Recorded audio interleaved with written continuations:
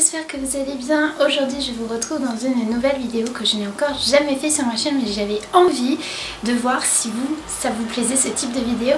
Comme vous avez pu le voir dans le titre, je vais vous présenter un anti-haul, donc des produits make-up qui vont sortir ou qui sont sortis déjà, ou des produits qui sont sortis il y a longtemps, qu'au final je n'achèterai pas, malgré que j'adore le maquillage, voilà, j'adore acheter des nouveautés, mais il y a certains produits que même s'ils sont beaux, je me dis non, cette fois-ci je vais m'abstenir pour diverses raisons. Donc c'est parti, je vais vous présenter tout ça. Donc, premier produit make-up que je n'achèterai pas, c'est le fond de teint de chez Huda Beauty qui est le Faux Filter. Donc c'est un fond de teint qui est sorti il n'y a pas très longtemps, et c'est vrai que quand j'avais vu sur les réseaux sociaux que Huda Beauty allait sortir son fond de teint, j'étais plutôt intriguée parce que c'est une marque quand même que j'aime.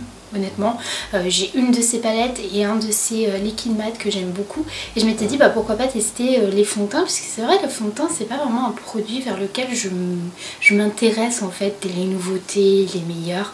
Voilà, moi en règle générale mes fonds de teint je les achète en drugstore, et voilà. Et là je me suis dit bah pourquoi pas tester un fond de teint un petit peu plus haut de gamme, mais au final je ne l'achèterai pas parce que déjà d'une c'est un fond de teint qui est haute couvrance, et moi c'est pas du tout le type de fond de teint que je recherche. J'aime un fond de teint qui soit couvrant mais qui soit quand même un petit peu lumineux, vous savez, que ça fasse pas trop plâtre, et d'après les revues que j'ai vues, que j'ai lues, ce fond de teint est vraiment très couvrant. En plus de ça c'est une matière qui est assez compact, donc c'est pas du tout un fond de teint liquide.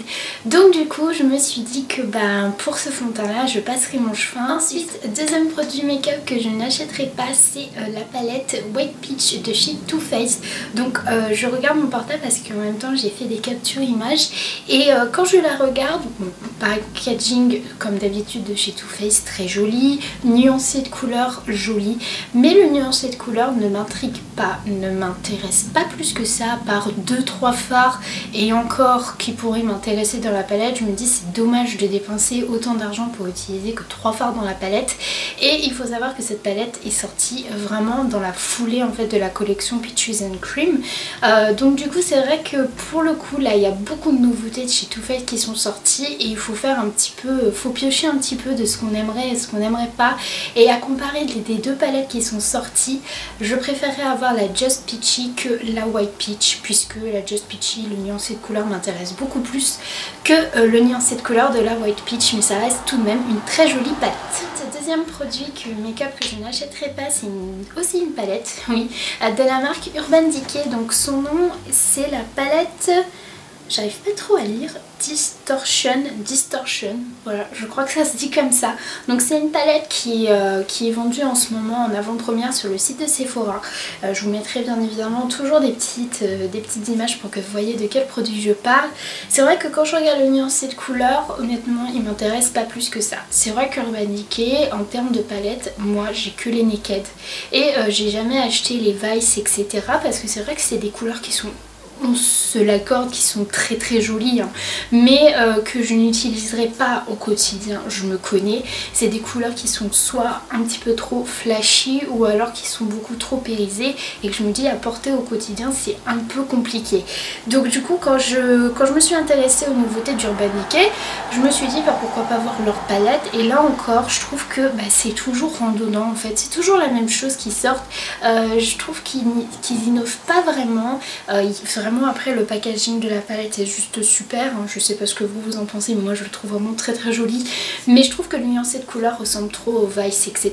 Et je trouve aussi qu'elle est quand même assez coûteuse puisqu'elle est à 51,50 €, et je n'avais jamais fait attention, mais même les Naked ont augmenté, puisque moi il faut savoir que quand j'ai acheté mes Naked elles étaient au prix de 45 €, ce qui, bon, un prix, mais je trouve que c'est beaucoup plus raisonnable, et aujourd'hui elles sont à 50 €, et c'est vrai que 50 € ça commence à faire un budget pour une palette. La palette Distortion, voilà, je pense qu'on dit comme ça, je ne l'achèterai pas et je passerai mon chemin. Ensuite, troisième produit make-up que je n'achèterai pas, et là je crois que c'est le produit make-up où j'en ai entendu parler beaucoup trop à mon goût, et que j'étais quand même intriguée de savoir à quoi ça ressemblait, qu'au final je me suis dit Non, c'est en fait, vous savez, les gouttes Farsali. Donc vous savez, c'est ces gouttes qu'on a vu beaucoup sur les réseaux sociaux, même sur YouTube. Si vous regardez les chaînes étrangères, où vous savez, c'est en fait cette huile qu'on met avant de s'appliquer son make-up pour soit illuminer, préparer la peau, etc. Il y a 2 flacons, donc il y a un violet et un blanc, et je sais que le blanc, il y a carrément des particules d'or à l'intérieur. Donc c'est vrai que sur le coup on se dit ça peut être plutôt sympa pour tester aussi, mais déjà le prix, je trouve ça juste exorbitant. Il est quand même à 48 €. 48 € ça fait cher pour des gouttes à se mettre sur le visage, enfin moi c'est mon avis. Et je me dis, est-ce que vraiment ça a une utilité? Est-ce que c'est vraiment nécessaire que j'essaye de faire un peu mon mouton et de suivre un petit peu ce qui sort? Et au final je me dis non, là pour le coup je veux passer mon chemin, parce que mettre 48 € dans des gouttes, en plus de ça j'ai vu partout que tellement on le voit on n'en a plus envie. Je me dis non, honnêtement c'est pas du tout un produit vers lequel je vais me retourner, malgré qu'il soit hyper tendance, que là en ce moment c'est le truc à avoir quand on est beauty addict. Mais je pense que là pour le coup non, je ne mettrai pas 48 € pour me mettre des gouttes sur le visage. Je préfère acheter une bonne base et puis on en parle pas. Ensuite, 6e produit make-up que je n'achèterai pas, et c'est une palette qui est sortie il y a un petit moment quand même déjà, et qu'en plus de ça elle était en solde sur le site de Sephora. C'est en fait la Saint Seier, je crois que ça se dit comme ça, ou la Sainte plus Sinner de chez Kat Von D. Donc vous savez, c'est cette palette qui a un packaging juste démentiel, ça a comme la porte en fait d'une chapelle qu'on ouvre, et il y a 2 miroirs, je crois que c'est ça, 2 miroirs sur le côté, et au milieu on a le nuancé de couleur. Donc c'est une palette que quand je l'ai vue je me suis dit non, c'est pas maintenant que je vais commencer à acheter des produits Kat Von D. J'ai utilisé qu'un produit de cette marque là, qui est en fait l'eyeliner, je sais plus comment il s'appelle, je ne sais plus, que j'ai juste adoré honnêtement, même s'il m'a coûté un petit peu cher. C'est vrai que là, Kat Von D, quand elle a sorti cette palette, je me suis dit ok, alors le nuancé de couleur est juste trop beau, mais encore une fois, à porter au quotidien, je trouve que c'est plutôt compliqué. Je trouve que cette palette est plus dédiée en fait aux make-up artistes ou alors à vraiment une vraie beauty addict qui aime faire des maquillages vraiment atypiques, qui sort du commun, parce qu'on a quand même des couleurs qui sont très flashy.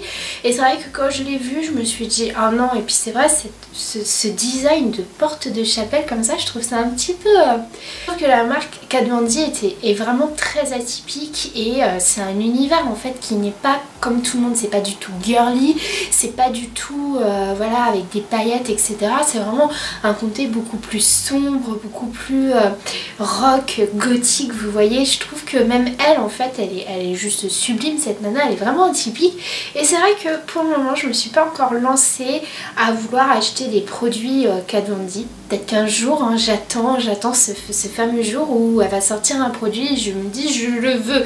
Mais cette palette en tout cas, la Saint Seier, je ne la veux pas, elle ne m'intéresse pas, et je crois aussi qu'elle a sorti d'autres choses en même temps. Mais c'est vrai que là en termes de palette pour les yeux, la Saint Seier, c'est clair et net que celle-là je ne l'achèterai pas. Ensuite, dernier produit make-up que je n'achèterai pas, et c'est plus une marque en général, c'est la marque Kylie Cosmetics. Donc il faut savoir que quand cette marque est sortie, j'étais la première à vouloir acheter en fait ces lip kits. Vous savez, vous aviez le liquide mat avec le crayon. Il y avait plusieurs teintes qui m'intéressaient et j'étais vraiment intriguée. Et à chaque fois que j'allais sur le site, donc déjà il y a un décalage horaire entre la France et les États-Unis, donc il faut vraiment être à l'heure pile pour avoir les produits, et à chaque fois c'était out of stock, c'était en rupture, c'était en rupture. Elle refaisait un réassort, 5 minutes plus tard c'était en rupture. Et du coup c'est vrai qu'à un moment donné ça commençait à me saouler, parce que je me disais bon, ok, en gros cette marque dès qu'elle sort quelque chose, vu qu'elle est suivie dans la terre entière, en 5 minutes il n'y avait plus rien. Voilà, donc en gros c'était un petit peu la course aux produits. Ensuite elle a commencé à développer avec du coup ces palettes. Je me rappelle qu'il y en a une qui m'avait tapé dans l'œil, je crois que c'était la Burgundy, je vous mettrai un visuel. Pareil, je la voulais, je trouvais que le prix était plutôt intéressant. pareil, toujours en rupture, en rupture, en rupture. Je me disais mais c'est pas possible, il n'y a pas un autre moyen en fait d'avoir ces produits que d'aller directement sur le site de Kylie Cosmetics. Bref, c'est tellement un fouillis en fait, c'est tellement la course à celui qui aura le premier, le nouveau produit, que finalement moi ça m'intéresse pas. Et c'est dommage parce que j'aurais aimé tester cette marque il y a quelques années, mais maintenant en fait je m'en suis lassée. J'ai plus envie parce que ça me saoule, honnêtement, ça me saoule de devoir être là au bon moment et à la bonne heure et de devoir faire la course pour avoir un produit. Donc du coup c'est pour ça que cette marque en fait en règle générale ne m'intéresse plus. Parce qu'en fait j'ai tellement essayé d'avoir ces produits et qu'à chaque fois je n'y arrivais pas, que ça m'a lassé et ça m'a saoulé. Donc voilà, j'ai terminé de vous présenter les produits que pour le moment je n'achèterai pas. Bien évidemment il y en a plein d'autres, mais si je devais tous vous énumérer, la vidéo durerait plus d'1 heure en tant que grosse papoteuse que je suis. N'hésitez pas à me dire si ce type de vidéo vous plaît. Je ne savais pas, je me suis dit allez hop, tu l'as fait, tu la postes, tu vois, si ça te plaît tant mieux, et si ça te plaît pas, bah c'est pas grave, t'auras essayé, à coup comme ça qu'on sait. Bah n'hésitez pas vous aussi à me dire en commentaire si vous êtes du même avis que moi sur quelques produits que vous aussi vous n'achèterez pas, ou si vous en avez d'autres aussi. N'hésitez pas, ça me fera plaisir de lire vos commentaires, de mettre un petit pouce en l'air si ce type de vidéo vous plaît. Et puis moi d'ici une prochaine vidéo, bah, je vous fais des bisous et puis je vous dis à bientôt. Salut.